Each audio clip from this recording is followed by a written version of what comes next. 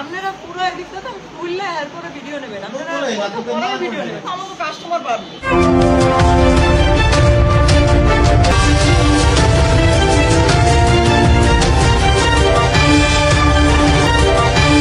আবাসিক হোটেলে অসামাজিক কার্যকলাপের রমরমা বাণিজ্য, সমাজ কোথায় যাচ্ছে? আবাসিক হোটেলে আইনশৃঙ্খলা রক্ষাকারী বাহিনীর নিয়মিত অভিযানের পরেও থামছে না অসামাজিক কার্যকলাপ।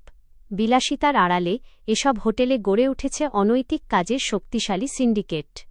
সম্প্রতি এক অভিযানে আটক হওয়া ব্যক্তিদের বক্তব্যে উঠে এসেছে চরম উদ্বেগজনক চিত্র, যা সাধারণ মানুষকে ভাবিয়ে তুলছে আমাদের সমাজ আসলে কোথায় যাচ্ছে। আটককৃতদের চাঞ্চল্যকর স্বীকারোক্তি। অভিযান চলাকালীন একটি কক্ষ থেকে আটক হওয়া এক সুন্দরী নারী সংবাদকর্মীদের উপস্থিতিতে কোনো প্রকার অনুশোচনা ছাড়াই চরম ধৃষ্টতা প্রদর্শন করেন। তিনি সাংবাদিকদের উদ্দেশ্য করে বলেন, সবকিছু খুলে ছবি তুললে কাস্টমার বাড়বে। এমন মন্তব্য শুনে উপস্থিত সাধারণ মানুষ ও কর্মকর্তারা হতবাক হয়ে যান।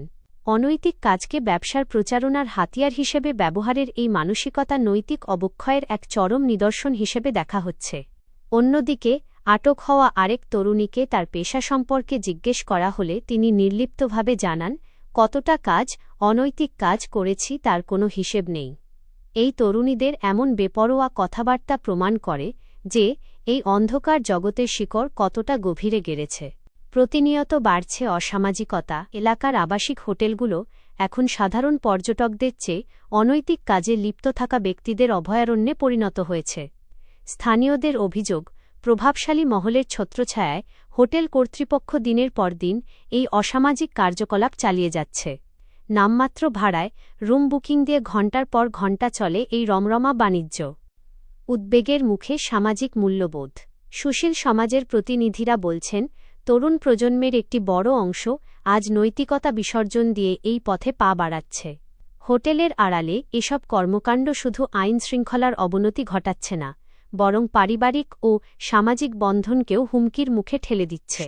প্রশাসনের নাকের ডগায় কিভাবে এসব কার্যক্রম দীর্ঘদিন ধরে চলছে?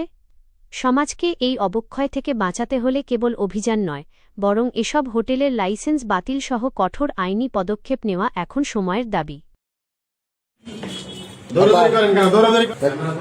আবার কে আছে মানুষকে দেবে কি করতেছেন কেন ভাই? দেখেন বাদি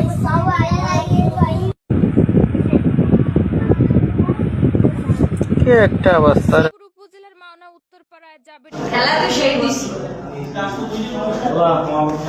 তোমার ওই লাল গেটের চিকেন না ওইটা বসে বসে না দোস্ত